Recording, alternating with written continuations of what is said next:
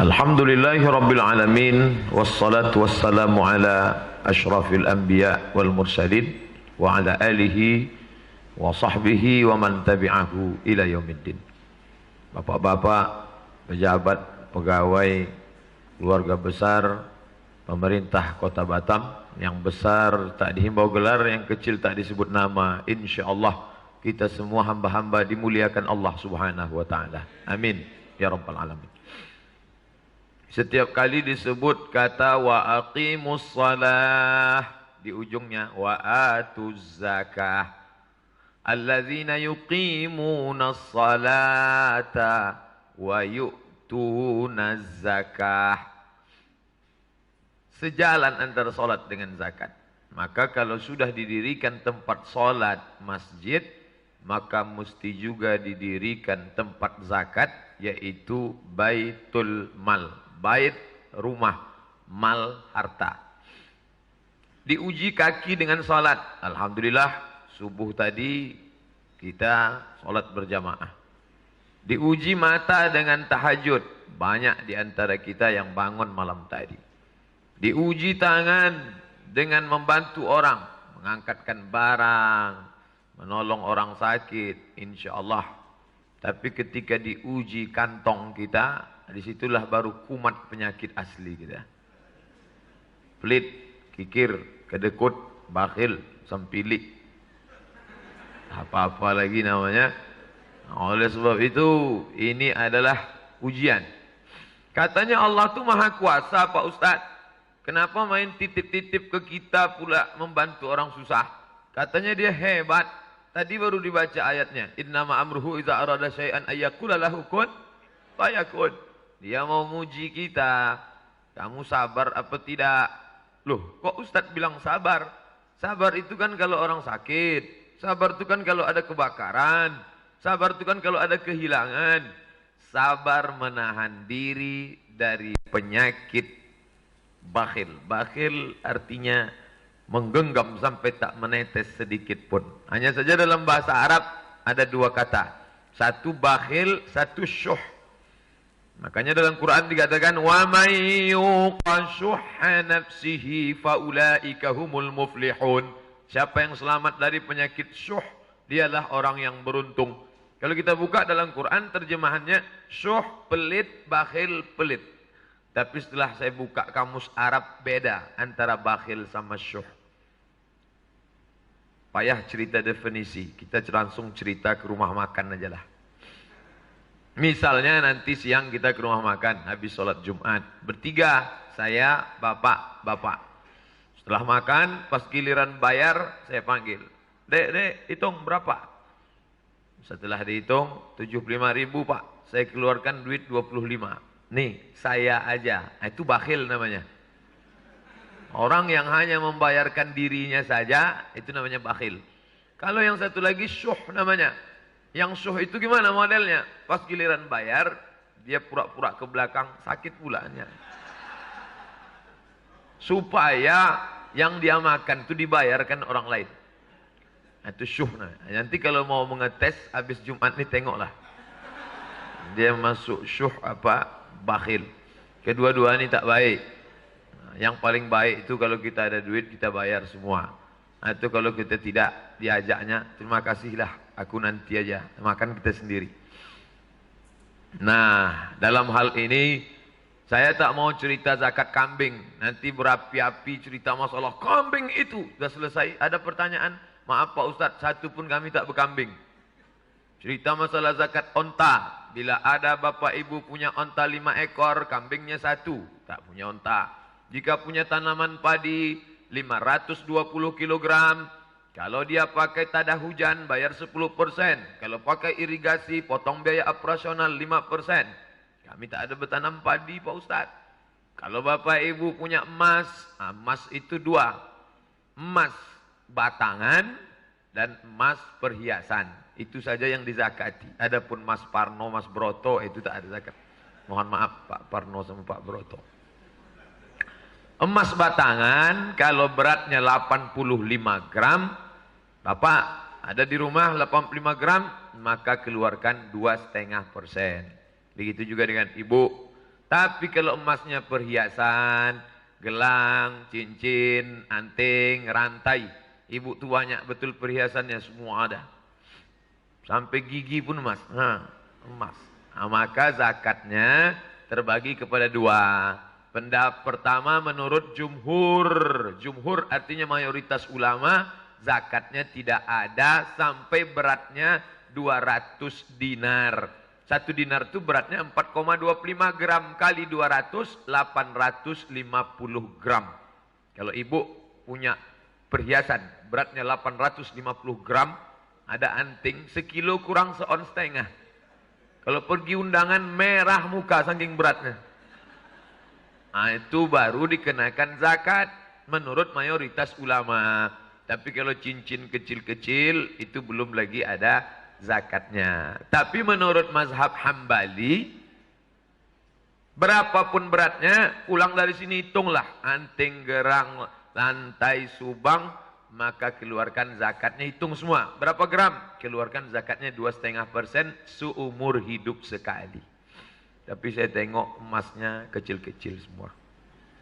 Rupanya di lemari semua disimpan. Nanti pas undangan hari Ahad, acara nikah barulah dipakai. Saya anjurkan yang punya gelang, rantai, anting besar jangan dipakai undangan. Karena tak semua kawan kita itu punya. Dan yang tak punya tak apa-apa. Yang masalah sudahlah tak punya, dia ada sakit jantungnya. Mau nengok itu, cepatlah kita balik bang, tak tahan. Ibu tu pula sebentar-bentar, sebentar-bentar, gatal bang, rupanya menunjukkan apa tak pingsan kawan di situ. Nah, lagi pula ada pesan, kejahatan terjadi bukan hanya karena ada niat dari pelakunya, tapi juga karena ada kesempatan. Waspadalah, perampokan, pencurian, pemecahan kaca dengan macam-macam motif motor, mobil. Oleh sebab itu perhiasan ini titipan Allah SWT. Pakai kecil-kecil boleh. Laki-laki pakai emas jangan. Uhillu zahab, aku halalkan emas bagi perempuan. Laki-laki tak boleh. Kenapa laki-laki tak boleh pakai emas Pak Ustaz? Pokoknya tak boleh. Kenapa tak boleh Pak Ustaz? Jangan tanya-tanya. Dulu begitu. Sekarang barulah diketahui rupanya dalam emas itu ada butiran-butiran kecil. Masuk dia ke dalam kulit, masuk ke dalam darah. Dan dia bisa menyebabkan penyakit Alzheimer. Tua sebelum masanya. Masuk ke dalam. Lemah, lesu, mati. Perempuan kenapa boleh? Masuk dia ke dalam darah, dia keluar lagi melalui menstruasi. Makanya kalau ada laki-laki yang menstruasi, pakailah. Nah, gitu juga dengan sutra. Sutra itu haram, tak boleh. Uhillu dzahab wal harir. Kuhalalkan emas dan sutra lil unsa, bagi perempuan. Tapi bagi laki-laki haram. Kenapa sutra tak boleh? Pokoknya sutra tak boleh dipakai di dunia. Karena itu pakaian orang di akhirat, di surga. Dulu begitu jawabannya. Setelah diteliti-teliti sekarang, rupanya kalau kita pakai sutra itu memicu pertumbuhan hormon feminin. Hormon kita ini dua, satu feminin, satu maskulin. Jadi kalau perempuan pakai sutra bagus, itu mendorong pertumbuhan hormon feminin. Yang tomboy-tomboy pakai sutra jadi lembut. Tapi kalau laki-laki pakai sutra ini bahaya. Dulu pas pertama masuk kantor wali kota, manggil tegas, sini. Setelah pakai sutra, sini. Itu maka tak boleh pakai sutra. Maka bapak kalau ada baju sutra, kasihlah ke ibu. Kalau tak bisa, potongannya baju laki-laki, gunting halus-halus. Jangan sedekahkan ke orang, mengalir dosanya. Ini penting. Hanya saja kalau berbaju sutra karena dia lunak, lentur, nampak bentuk kulit, buatlah longgar-longgar. Tadi kami terlalu cepat datang, jadi lama duduk di mobil diparkir. Saya buka WA. Kawan saya di sebelah ngomong, Ustadz, ya, kenapa pakaian pegawai di sini sempit-sempit? Saya bilang, bukan sempit. Dulu dia waktu menjahitnya masih kurus. Jadi kita tak boleh suuzon. Jadi selama dari menjahit itu agak besar dia sedikit.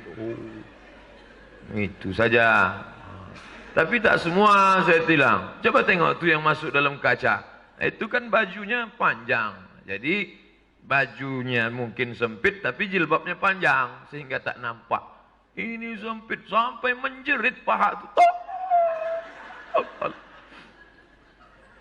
Saya pergi ke mall, nampak saya celana kecil, ujungnya kecil. Saya tanya, ini apa nih mbak? Ini namanya legging pak. Ini untuk anak-anak apa untuk orang dewasa? Bapak jadul. Ini untuk orang dewasa pak. Kenapa kecil betul? Ini karet melar pak. Biarpun kecil, dia bisa menyampul kaki yang sebesar batang kelapa. Dokter sudah bolak-balik ngasih tahu jangan pakai celana sempit, berbahaya bagi kesehatan. Orang kita tak peduli, biar sempit asal gaya, biar sakit asal gaya, biar mati asal gaya, mati gaya. Oleh sebab itu yang sempit-sempit balik dari sini, pergilah ke tukang jahit, ditambah agak 2-3 senti lagi. Kasihan kita banyak laki-laki yang mungkin istrinya sedang lama tak balik ke rumah. Atau dia di perantauan, meleleh air liur dia menengok orang sana sempit nih. Kata Nabi, ada yang belum kutengok di zaman sekarang. Zaman aku ni belum kulihat kata Nabi. Tapi nanti di akhir zaman kalian menengoknya. Nisaun, perempuan. Kasiatun, pakai baju. Ariyatun, tapi telanjang. Maaf cakap. Pakai baju tapi telanjang. Tak ada guna solat kita. Tak ada guna pahala puasa kita. Melayang. Celana sempit dipakai orang di Amerika untuk aerobik di ruang tertutup macam ini. Sampai di Pekanbaru dipakailah di pasar pagi. Banyak tukang ayam salah potong menengok. Mengango tukang ayam menengok. Alhamdulillah itu tak terjadi di Batam ni. Nah, pakaian diatur, emas diatur, begitulah hebatnya. Ustaz Somad tu pandai ceramah aja tu. Tu dia pakai emas putih. Emas putih itu emas juga. Kenapa warnanya menjadi putih? 80 gram emas, 80% emas, 15% perak, 5% nikel. Karena ada nikel itulah dia merubah menjadi putih. Jadi Ustaz pakai apa? Ini bukan emas, ini perak. Perak boleh? Boleh. Apa dalilnya? Nabi pakai cincin perak. Dalam hadis, Nabi pakai cincin perak diletakkannya di kelingking sebelah kanan. Tulisannya Muhammad Rasulullah, 3 baris. Muhammad Rasulullah sekaligus sebagai cap stempel surat. Karena Nabi itu tak bisa tanda tangan. Jadi mana surat langsung stempel. Ini bagus bagi bapak kepala dinas, kepala badan, kepala kantor. Jangan susah. Ini pak surat pak. Aduh jalan sore-sore lampu merah penjumpa. Ini pak buka kaca, mana dia nih? Kalau bisa dipermudah kenapa dipersulit? Ini stempel diletakkan di dalam kotak. Kotaknya di dalam lemari. Lemarinya dalam kamar. Kamarnya di dalam komplek. Kompleknya dalam kunci hilang. Ini kan kacau balau. Ini tentang masalah. Tapi bagi yang sudah punya cincin emas, kasihlah ke ibu supaya bisa dicairkannya, dibayarkannya ke zakat. Zakat kambing tak dibahas, zakat onta tak dibahas, zakat apa yang perlu dibahas? Zakat gaji yang disebut dengan zakat profesi. Berapa batas ambangnya baru kena zakat tu Pak Ustaz? 85 gram. Ingat, 85. Jangan sampai keluar dari ruangan ini berubah jadi 58. Ingat kira-kira peristiwa apa yang terjadi tahun 85. Saya masuk SMP tahun 85. Ingat tuh 85 batas ambang kena zakat. Saya menikah tahun 85 Pak Ustaz. Buat ingat. Pandangan pertama saya dengan dia tahun 85 terserahlah. Momen apa saja yang penting memudahkan kita ingat pada angka 85. 85 ini tak berubah sampai mati. 85 gram. Yang berubah itu harga emas. Harga emas 500.000.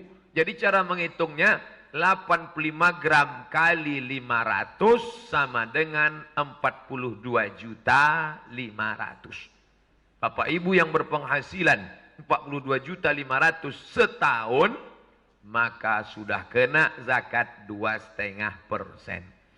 Saya tidak menyebut gaji. Tak ada saya sebut gaji. Penghasilan.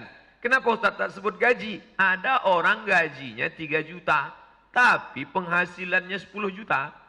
Uang. Dulu ada namanya uang tunjangan. Ini bukan cuma uang tunjang. Uang sikut, uang tanduk, uang sipak, uang sundul. Jadi kalau mau membayar zakat, hitung itu semua. Hitung semua. Saya dikasih air minum. Karena diduga suara ini tinggi aja karena belum dapat air. Kalau dapat air agak turun nih sedikit. Nah, saya sudah minum tadi di bawah. Nah, oleh sebab itu hitunglah 85 gram kali 500.000 1 gram 42.500.000. Bayarnya setahun kali apa sebulan sekali Pak Ustadz? Bagi 12. 42.500.000 bagi 12 3,6. 3.600.000. Bagi Bapak Ibu yang berpenghasilan sebulan 3,6 sudah kena ambang batas. Andai dibuat ada detektornya, yang berpenghasilan 3,6 berbunyi, tet, kena. Saya Pak Ustadz sebulan 4 juta. Berapa zakat saya? Setiap sejuta 25.000, 25.000, 25.000, 25.000, 25.000, maka 100.000.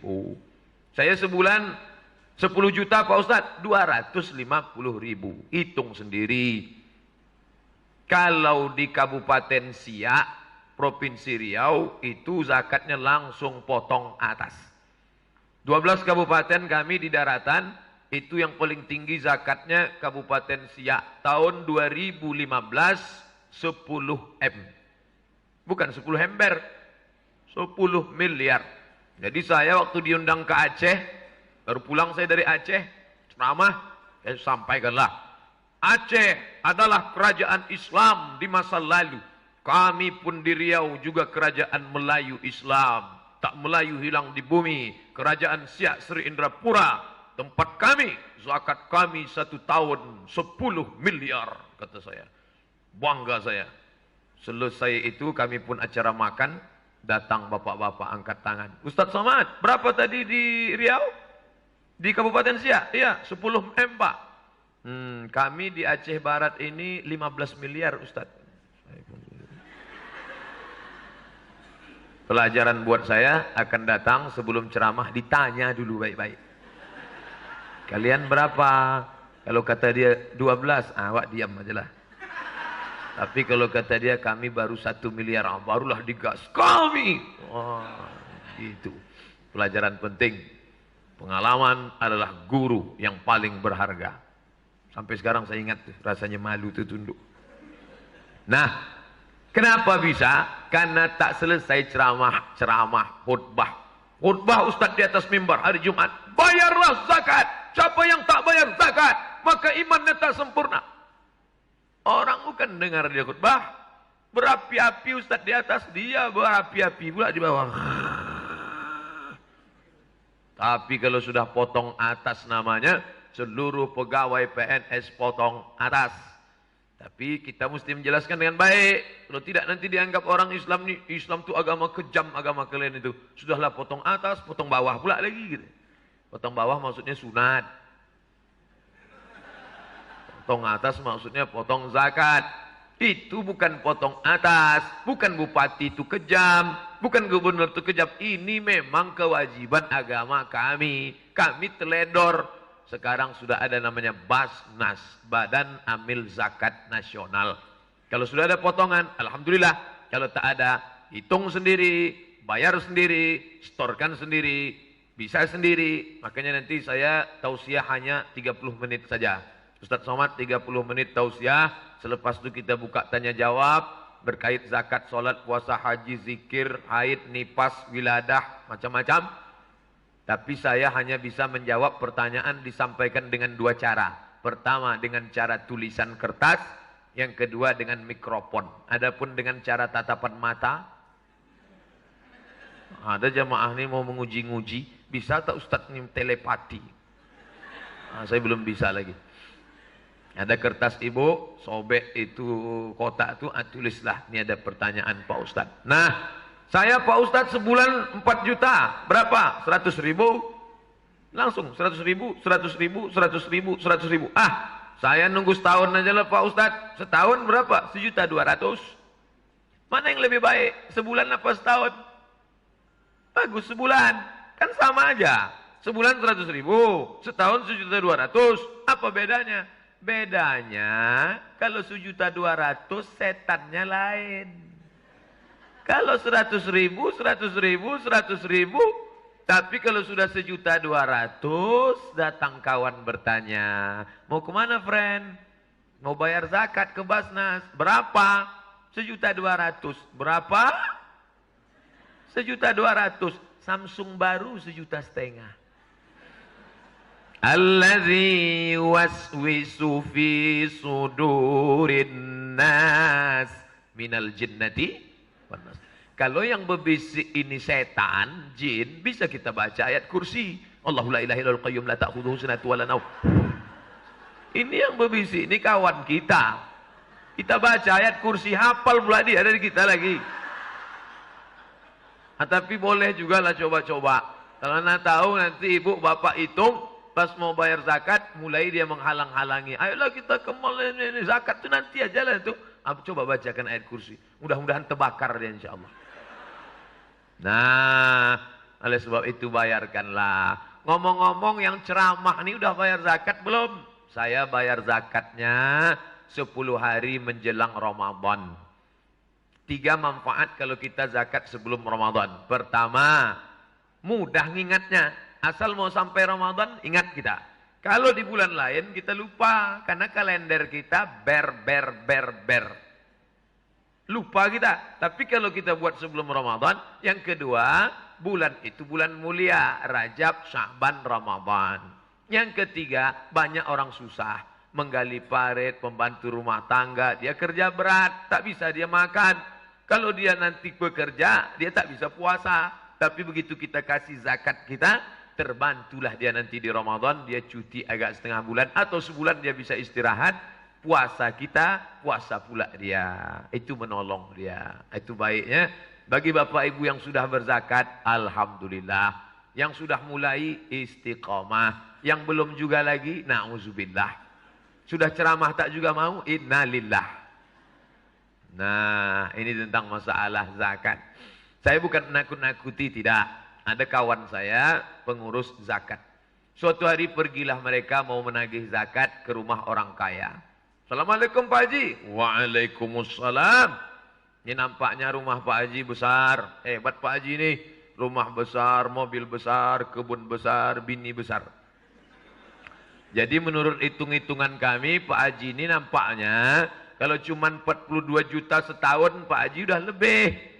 Jadi kami sebagai anggota BAS mau menyelamatkan Pak Haji. Jadi berapa yang bisa dizakati, mau kami bawalah pulang untuk menolong orang susah Pak Haji. Kata Pak Haji tadi, saya bukan tak mau berzakat. Tapi kalian tengok sendirilah. Utang fortun belum lunas. Rumah saya di Citraland 5M belum lagi. Itu yang kalian tengok, itu Pajero Sport itu sedikit lagi, agak 3 tahun lagi. Nah. Mereka senyum aja. Kawan-kawan dari BAS tadi pulang. Yalah Pak Haji kalau gitu kami permisi. Baiklah. Assalamualaikum. Waalaikumsalam. Pulang. Alhamdulillah. Berapa bulan setelah itu dari kejauhan. Nampak Pak Haji datang. Tengok Pak Haji yang kemarin. Iya. Alhamdulillah dibukakan Allah pintu hidayah untuk dia bayar zakat. Disambutlah. Duduk sila Pak. Ada bisa kami bantu Pak? Begini. Ada zakat kalian untuk saya. Begitu cepat Allah mengambil.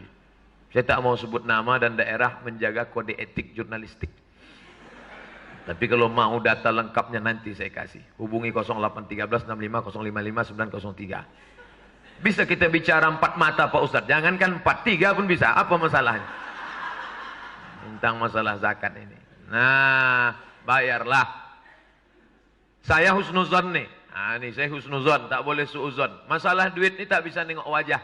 Kadang ada orang ni wajah jelek, hitam, duit banyak. Putih, ganteng, buka kantong 2000 perak. Saya husnuzon bapak-bapak ni 100 juta tak kemana. Ditengok dari cahaya matanya nampaknya 100 juta. Tertulis di sini nampak 100 juta. Yang punya 100 juta itu zakatnya 2,5%, 2,5 juta. 100 juta, 2,5 juta. Kalau tak kami keluarkan Pak Ustadz, tak ada angin, tak ada hujan, tiba-tiba sakit saja lutut nih. Dibawa ke tukang kusuk, makin sakit. Ditusukkan itu pakai jarum-jarum pentol itu apa namanya itu? Akupunktur. Jangankan jarum pentol, paku payung pun tak hilang. Makin sakit. Apalah ini? Kata kawan, baguslah kau pergi ke Singapura.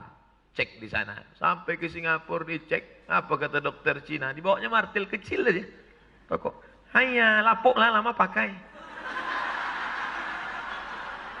Rupanya lutut ini sakit sudah. Lama betul sudah dipakai. Jadi gimana? Tenang, kata dia. Semua ada solusinya. Udah ada kami importkan dari besi. Sebelah kiri 40, sebelah kanan 40, ongkos pasang 20, pas 100. Duit apa namanya itu? Itulah duit hantu dimakan setan. Jadi jangan sampai duit itu hanya numpang lewat saja di rekening kita, sehingga ketika kita mati menghadap Allah Subhanahu wa taala, yauma la yanfa'u malun, tak ada gunanya mal. Mal terjemahan Indonesianya harta. Mal bahasa Arabnya artinya miring. Miring mal artinya miring. Dalam bahasa Inggrisnya mall. Kenapa mall itu disebut miring? Ada masjid, ada mall. Kemana hati kita miring? Ke mall. Itu maka disebutnya mall. Miring hati kita ke situ. Nah, nanti kalau kita mati, harta yang selalu kita miring-miring, ma'akal tafa'abnaita yang kau makan busuk, wa malabis tafa'ablaita yang kau pakai lapuk, wa matasaddaq tafa'amdaita yang kau sedekahkan, yang kau zakatkan, itulah yang kau bawa mati menghadap Allah Subhanahu wa taala. Lama hidup banyak dirasa, jauh berjalan banyak ditengok, lama jadi ustaz banyak yang curhat. Saya menengok pemakaman di Al-Madinah Al-Munawwarah di Baqi, nampak saya lubang kubur Baqi. Saya 2 tahun di Maroko kuliah, nampak saya pemakaman di Maroko, tak dalam segini aja. Beton kiri, kanan, muka belakang, masukkan, tak ditimbun, tutup dari atas. Setelah kering, ambil tengkoraknya, tutulkan, ganti jenazah baru. Jadi efisien, tak perlu banyak-banyak pemakaman. Ini perlu kalau mau diterapkan di Batam bisa juga. Belum pernah mata saya menengok mobil masuk liang lahat lagi. Entah di tempat kita ini banyak tanah kosong, duit banyak, tapi belum pernah lagi menengok kendaraan masuk liang lahat. Ibu, ini saya kasih tahu, bocoran sedikit. Kalau ibu kerja pontang panting, pergi pagi, pulang putang, berang ingat, banting tulang, lintang pukang, tunggang langgang. Berhasillah mengumpulkan duit 1 M, 1 miliar, tabungan, emas, perak, tanah. Semua duit ibu 1 M, meninggal ibu, maka bapak mendapat 1/4. Kalau ada anak. Kalau tak ada anak, walakum nisfu ma taraka azwajukum. Suami dapat setengah. 1 miliar duit ibu, 500 juta punya suami. Kalau sudah 500 di tangan, sebelah kanan aja yang menangis itu. Sebelah kiri, mana yang mau dipinang bulan depan? Tapi jangan pula gara-gara ceramah Ustadz ni balik tak lagi mesra. Bawaan ibu tu mau marah aja. Bu, mana teh manis? Buat aja sendiri. Rupanya itu yang kau intai-intai rekeningku selama ini. Baru tahu aku dibocorkan Ustadz Somad tadi. Rupanya setengah untuk kau rupanya. Jangan. Saya tak ingin Ustadz itu datang merusak kemesraan antara kita. Pak Wali, jangan undang Ustadz itu lagi. Hancur rumah tangga kami gara-gara dia. Siapa yang ceramah itu tadi? Rusak kemesraan. Tak ada lagi senyum. Ustadz apa namanya? Entahlah, kurus-kurus tinggi dia. Entah siapa namanya. Nama saya Abdus Somad. Mudah ngingat nama saya, ada dalam Quran. Qul huwallahu ahad, Allahus somad. Apa cerita dia tadi? Tentang zakat. Ujung-ujungnya somad, zakat. Jangan dibalik pula, Ustaz apa? Ustaz zakat, membahas qul huwallahu ahad. Loh, enggak. Nah, hitunglah sendiri, bayarlah sendiri. Nanti kita akan ditanya di hadapan Allah Subhanahu wa taala. Bapak Ibu hafal semua ayatnya. La tus'alunna yauma idzin anin na'im. Semua nikmat itu akan ditanya Allah Subhanahu wa taala.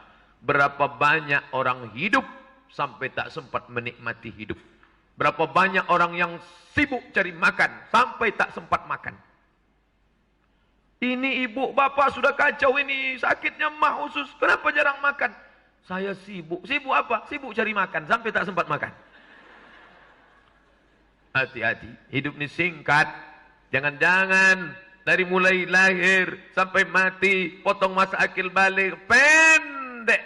Kata orang hidup ini cuma 24 jam dibagi 2, siang 12, malam 12. 24 jam dibagi 2, dibagi pula lagi 3. 8 jam kerja. Masuk jam 8 pagi, pulang jam 4 sore. Habis itu tidur 8 jam. Katanya kalau tak tidur 8 jam kena penyakit 5L. Lemah, letih, lesu, letoy, loyo, lunglai. 8 tidur, 8 kerja. Habis. Tinggal 8 jam lagi. Kemana yang 8 ini? Twitter, BBM, WhatsApp, browsing, launching, mancing.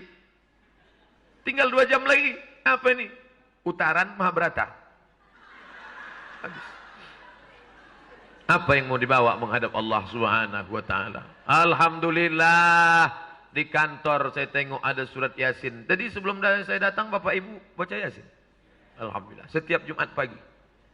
Itulah yang dibawa menghadap Allah, Yasin. Tapi kadang baca Yasin ramai-ramai ini tak pula semua membaca. Ada yang baca tuh ujung-ujungnya aja. Turja'un. Fayakun. Ada tak bersuara sama sekali? Bacalah. Bismillahirrahmanirrahim. Yasin. Wal Qur'anil Hakim. Innaka laminal mursalin. Ala siratim mustaqim.